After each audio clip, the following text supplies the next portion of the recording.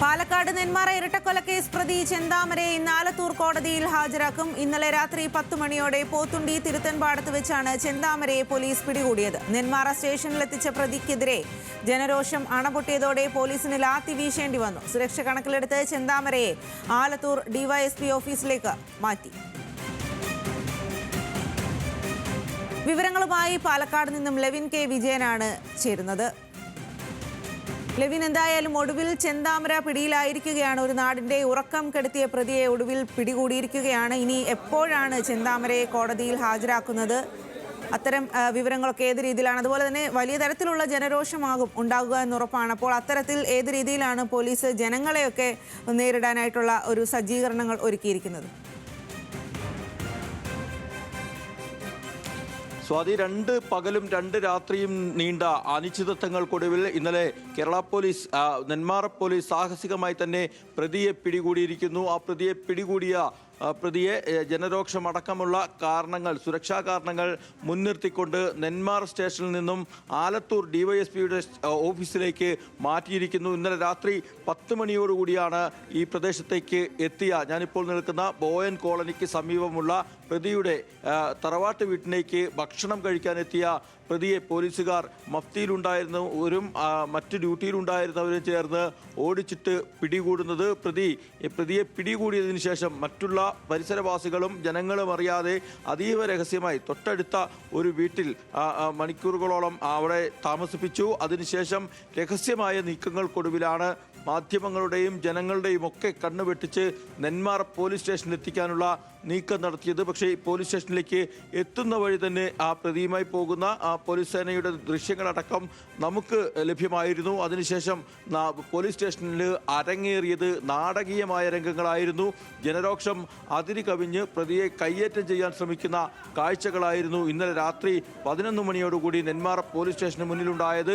100 കണക്കിന് ആളുകൾ, ചെറുപ്പക്കാരടക്കം സംഘടിച്ചെത്തി ഈ പോലീസ് സ്റ്റേഷൻ വളഞ്ഞ് പോലീസ് സ്റ്റേഷനുള്ളിൽ പ്രവേശിച്ച് പ്രതിയെ കയ്യേറ്റം ചെയ്യാനുള്ള നീക്കങ്ങൾ നടത്തി. ഇതേ തുടർന്ന് പോലീസിനടക്കം ലാത്തിചാർജ് പ്രയോഗിക്കേണ്ടി വന്നു. ചിലർക്ക് നേരെ പെപ്പർ സ്പ്രേ ഉപയോഗിക്കേണ്ടി വന്നു.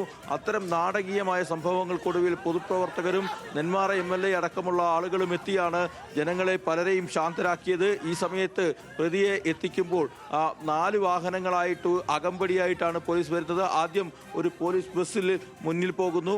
ആ പോലീസ് ബസ്സിന് തൊട്ടു പിന്നിൽ 2 ജീപ്പുകളിലായി മറ്റൊരു സംഘം പോകുന്നു. അതിന് മുൻപിൽ എസ്കോട്ടായ ഒരു ബൈക്കിൽ ഒരു ഉദ്യോഗസ്ഥൻ, അതിനും പിന്നിൽ ഒരു സ്വകാര്യ കാറിലാണ് ഈ പ്രതിയെ, ഒരു പോലീസുകാരൻ്റെ കാറിലാണ് പ്രതിയെ അവിടേക്ക് എത്തിച്ചിട്ടുള്ളത്.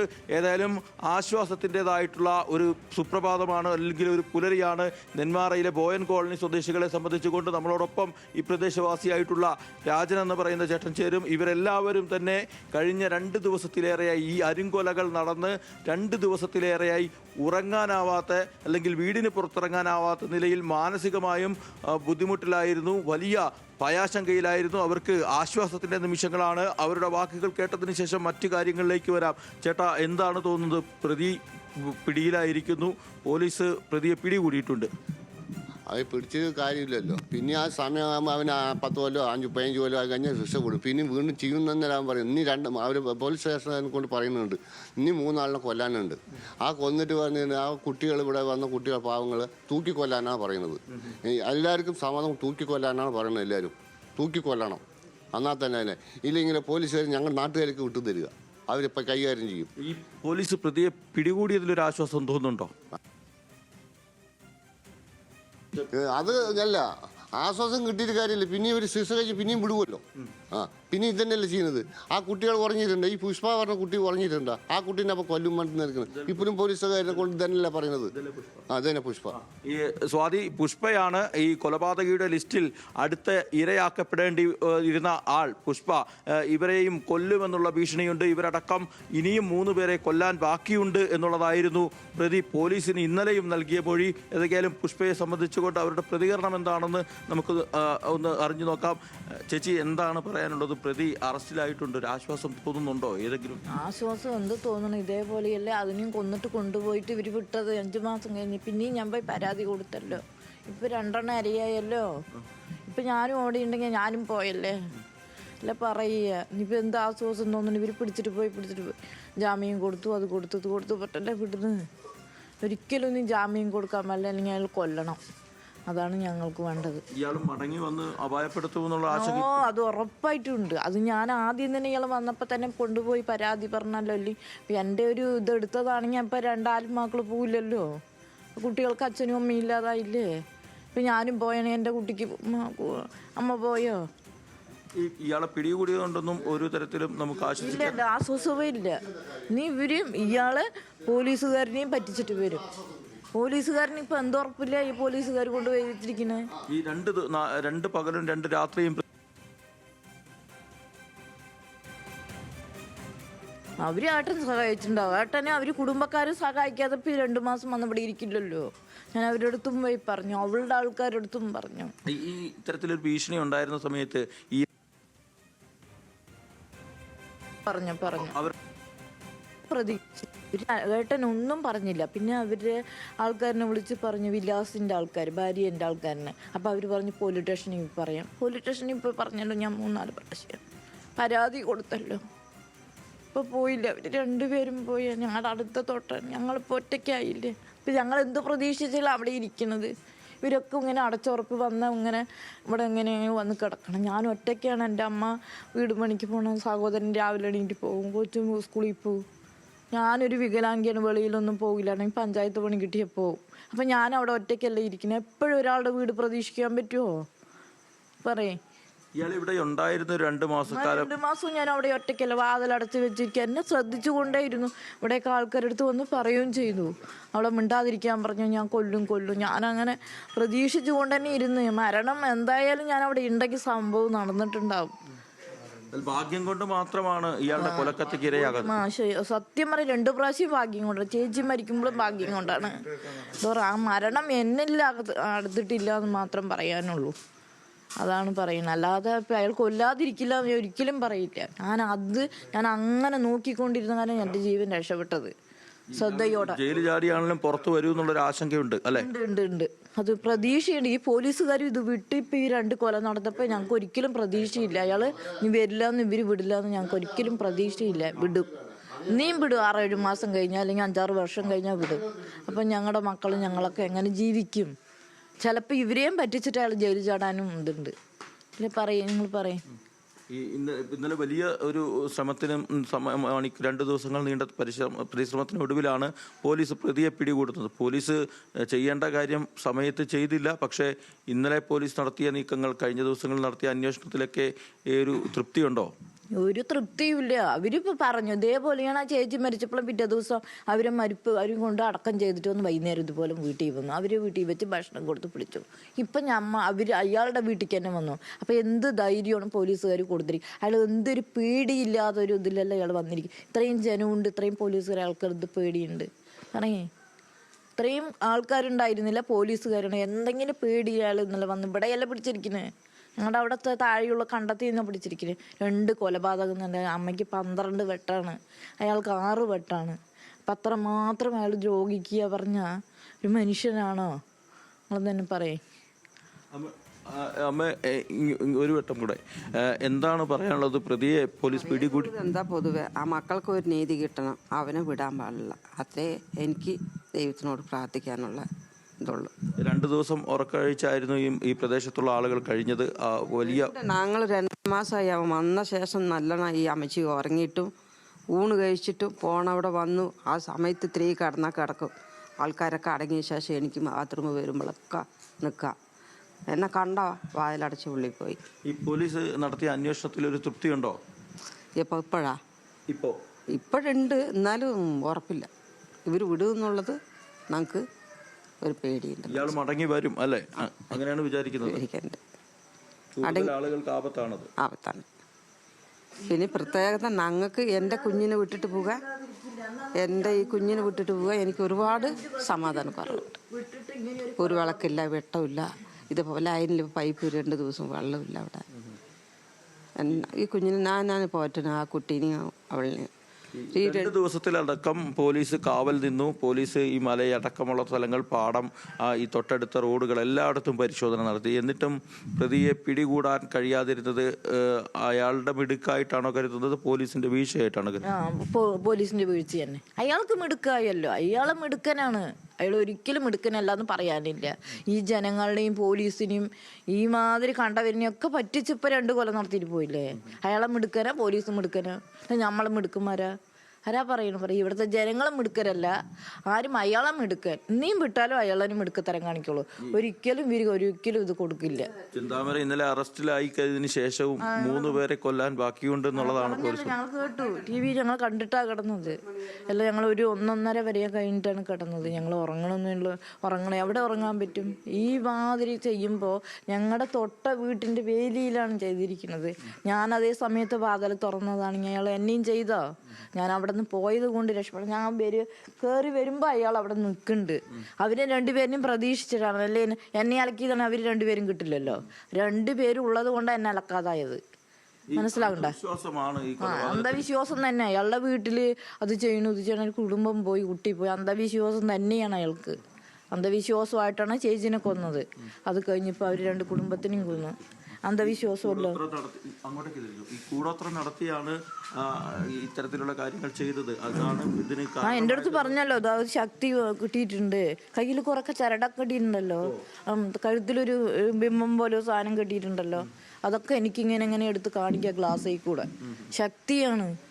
എല്ലാവരും വകവരുത്തിയിട്ട് പോകുള്ളൂ. ഞാൻ മനുഷ്യരുടെ അടുത്തൊക്കെ വന്ന് പറഞ്ഞു.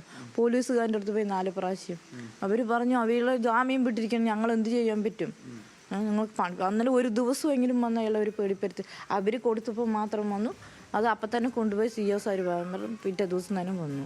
അപ്പം അവരിൻ്റെയും കൂടി അയാൾ കണക്കിലെടുത്ത് നിങ്ങൾ കൊടുത്തപ്പോൾ എന്നെ എന്ത് ചെയ്യും എന്നുള്ളൊരു ധാരണയായി. അതാണ് സുധാകരനെ കൂടാതെ ഇയാളുടെ അമ്മായിയായിട്ടുള്ള ബിന്ദുവിനെ കൂടാതെ മറ്റൊരാൾ കൂടി ഇയാളുടെ അത് അവിടെ ഒരു അമ്മയുണ്ട്, മൈമൂൻ പറഞ്ഞിട്ട്, മൈലാത്ത പറഞ്ഞിട്ട്. അതാണ് അതിൻ്റെ ഭാര്യനെ പറഞ്ഞു വിട്ടത്. ഞങ്ങളാണ് ഈ 4 പേരാണ് ലിസ്റ്റിൽ. ഈ ചേച്ചി ഒഴിച്ച് ഞങ്ങളെ 4 പേര്. പാവങ്ങൾ അവർ 2 പേരും പെട്ടു. അവരെ കുടുംബത്തിൽ അവർ 2 പേരും ഇപ്പം ഇയാൾ വന്ന് ബഹളം ഉണ്ടാക്കി പെറ്റീഷൻ കൊടുത്തതിന്റെ മൂലമാണ് ഇവർ 2 പേരും കൊന്നിരിക്കുന്നത്. ഈ സജിത അടക്കമുള്ള സ്ത്രീകളോടാണ് പുള്ളിക്ക് വൈരാഗ്യം ഉണ്ടായത്. ഞങ്ങളെ 4 പേരെന്നെ. പിന്നെ ഈ സുധാകരനും ലക്ഷ്മിയും ഇല്ല, അതാണ് പറയുന്നത്. അവർ വന്ന് ഇപ്പൊ പരാതി പറഞ്ഞു, എന്റെ ഭാര്യനെ കൊന്നിട്ട് പോയില്ലേ എന്നൊക്കെ പറഞ്ഞു. അയാൾ ഇത്തിരി കള്ളു കുടിച്ചപ്പോൾ അങ്ങനെയൊക്കെ പറഞ്ഞു, എന്റെ ഭാര്യനെ കൊന്നിട്ട് പോയില്ല പറഞ്ഞു. പിന്നെ മകളും ഞങ്ങളൊക്കെ വഴക്ക് പറഞ്ഞപ്പോൾ മകളും അയാളും കൂടി കടലാസ് കൊടുത്തതിന്റെ വിരോധമാണ് ഇപ്പൊ അവര് 2 പേരും കൊന്നത്.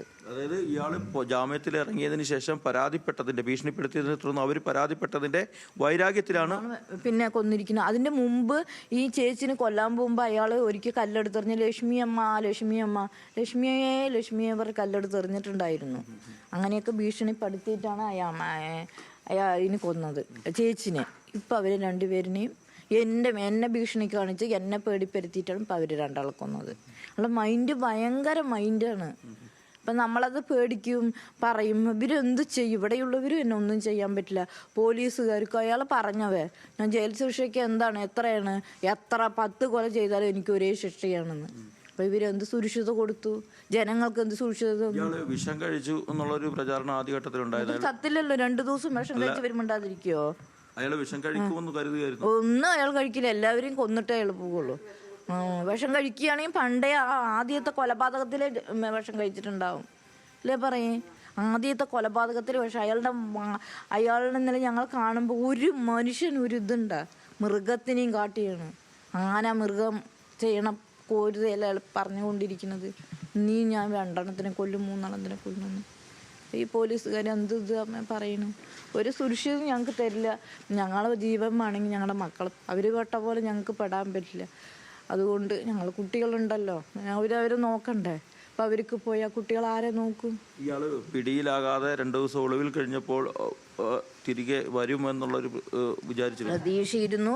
പോലീസുകാർ അവിടെ നിന്നിട്ടും കാര്യമില്ല എന്ന് ഞങ്ങൾക്കറിയാം. ഇയാൾ ആ സിറ്റുവേഷൻ തന്നെ അതേപോലെയാണ് ഇന്നലെ കണ്ടെത്തി തന്നെ പിടിച്ചിരിക്കുന്നത്. ഞാൻ ഇന്നലെ അലക്കാൻ പോകുമ്പോഴൊക്കെ എനിക്ക് നല്ല ഒരു പേടിയുണ്ടായിരുന്നു. കുളിക മേല് കഴുകാൻ പോയപ്പോൾ ഇവർ പോകണ്ടാ പറഞ്ഞാൽ മേല് കഴുകാൻ പോയപ്പോഴൊക്കെ ബാത്റൂമിൽ അങ്ങനെ നിൽക്കുന്നുണ്ടാവുമെന്ന് എനിക്ക് നല്ല പ്രതീക്ഷയുണ്ടായിരുന്നു.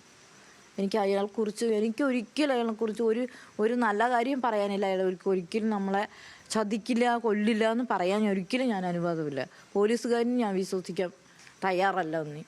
അവർ വിട്ട കാരണം ഈ 2 മരണം സംഭവിച്ചത്. ഞങ്ങൾ പോയി പരാതി പറഞ്ഞില്ലെങ്കിൽ ഇവർ പരാതി ആദ്യത്തെ മരണത്തിൽ തന്നെ പറഞ്ഞു എനിക്കും എൻ്റെ കുട്ടിക്ക് ഭീഷണി പറഞ്ഞു. അപ്പം നിങ്ങളെന്താ വന്ന് പരാതി പറഞ്ഞിരുന്നു? ഇപ്പം ഞാൻ 3 പ്രാവശ്യം പോയി 4 പ്രാവശ്യം പോയി പരാതി പറഞ്ഞ് കരഞ്ഞിട്ട് പോലും അവരൊരു പ്രതികരണമില്ല. അവൻ ജാമീനോട് ഗവൺമെൻറ് കോർട്ട് കൊടുത്തിരിക്കണം, കോർട്ടിൽ പോയി പറയാൻ പറഞ്ഞവർ. അപ്പം പിന്നെന്താ ഇവിടെ സുരക്ഷിത? പറയും. നിങ്ങൾ തന്നെ ഇപ്പോൾ കണ്ടില്ലേ ഞങ്ങളുടെ അവസ്ഥയൊക്കെ. ഞങ്ങൾ പറയേണ്ട കാര്യമില്ല, എന്നാലും പറയുകയാണ്. സ്വാതി, ഈ പുഷ്പ എന്ന ഈ സ്ത്രീയുടെ വാക്കുകളിൽ അറിയാം, അവർ സംസാരിച്ച ഓരോ വാചകങ്ങളിലും നമുക്കറിയാം എത്രമാത്രം ഭയത്തോടു കൂടിയാണ്, എത്രമാത്രം ബുദ്ധിമുട്ടുകളോടുകൂടിയാണ് ഇവരിവിടെ താമസിച്ചത്, ഈ കഴിഞ്ഞ മണിക്കൂറുകളിൽ ഇവിടെ കഴിഞ്ഞു വന്നിരുന്നത് എന്നുള്ളത്. ചേച്ചി ഒന്ന് പുറത്തേക്ക് വരും. എന്താണ്, പ്രതി അറസ്റ്റിലായിരിക്കുന്നു, എന്താ പറയാനുള്ളത്? ഞങ്ങൾക്ക് ഒന്നും പറയാനില്ല. പ്രതി അറസ്റ്റിലാകുക തന്നെ വേണം. ഞങ്ങൾക്ക് വേറെ ഒന്നും പറയാനില്ല. അവനെ ജയിലിൽ നിന്ന് വിടാനും പാടില്ല. അതാണ് ഞങ്ങൾക്ക് പറയാം, തൂക്കിക്കൊല്ലാൻ തന്നെ വിധിക്കണം. ഞങ്ങൾക്ക് അതേ പറയാനുള്ളൂ. പോലീസ് വൈകിയാണെങ്കിലും അല്ലെങ്കിൽ 2 ദിവസത്തിന് ശേഷമാണെങ്കിലും പ്രതിയെ പിടികൂടിയതിൽ ഒരു ആശ്വാസം തോന്നുന്നുണ്ടോ? അത് ആശ്വാസമുണ്ട്. ഞങ്ങൾ ഉറങ്ങിയിട്ടില്ല എന്നല്ലേ മിനിയാന്നൊന്നും ഇത് കിട്ടാൻ വേണ്ടിയിട്ട്. അതന്നെ, ഞങ്ങൾക്ക് വേറെ ഒന്നും പറയാൻ. ഇയാളെ പിടികൂടിയെന്നറിഞ്ഞപ്പോഴാണ് സമാധാനത്തോടെ ഉറങ്ങാൻ പറ്റിയത്. അതെ അതെ അതെ, അങ്ങനെ തന്നെ. സ്വാതി, ഇത്തരത്തിലുള്ള പ്രതികരണങ്ങളാണ് ഈ ഒരു പ്രതിയെ പിടികൂടി എന്നുള്ളത് അറിഞ്ഞത് തൊട്ട ദിവസം നേരം പുലരുമ്പോൾ ആളുകൾ പറയുന്നത്. വളരെ വലിയ ബുദ്ധിമുട്ടും മാനസിക പ്രയാസവും ഭയവും ഒക്കെ ചേർന്ന മണിക്കൂറുകളാണ് ഈ ആളുകളെ സംബന്ധിച്ചുകൊണ്ട് കഴിഞ്ഞു പോയത്. ഇപ്പോഴും ഈ ആളുകൾ പലരും എഴുന്നേറ്റിട്ടില്ല. കാരണം 2 ദിവസത്തിലധികമായി ഉറക്കം ഒഴിച്ച് ആളുകൾ കാത്തിരിക്കുകയായിരുന്നു. അല്ലെങ്കിൽ ഏത് സമയത്തും ഈ കൊലയാളിയായിട്ടുള്ള ചെന്താമരാക്ഷൻ ഇവിടേക്ക് എത്താമെന്നുള്ളൊരു ആശങ്കയും ഭയവും പലർക്കും ഉണ്ടായിരുന്നു.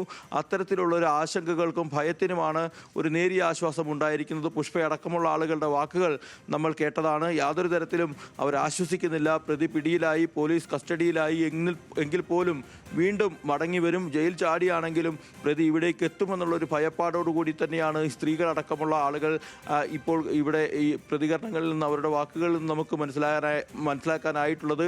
ഏതായാലും വളരെ വലിയ ബുദ്ധിമുട്ടുകൾ ഈ ആളുകൾ കഴിഞ്ഞ 2 ദിവസങ്ങളിലായി അനുഭവിച്ചു. തൊട്ടടുത്ത ബന്ധുത്വമുള്ള ആളുകളുണ്ട്, അതോടൊപ്പം തന്നെ സൗഹൃദമുള്ള ആളുകളുണ്ട്.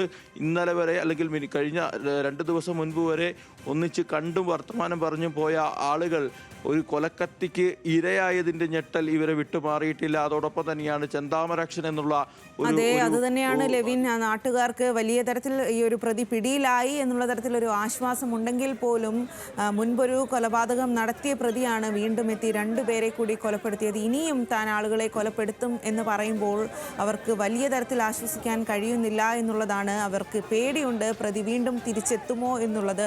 നിയമത്തിൻ്റെ പരിരക്ഷ ഈ പ്രതിക്ക് ലഭിക്കുമോ എന്നുള്ളതൊക്കെ അവർക്ക് വലിയ തരത്തിലുള്ള പേടിയുണ്ട്. ഇനി അവർക്ക് സംരക്ഷണം ഒരുക്കുക എന്നുള്ളത് ബന്ധപ്പെട്ട അധികൃതരുടെ എല്ലാം കടമ തന്നെയാണ്.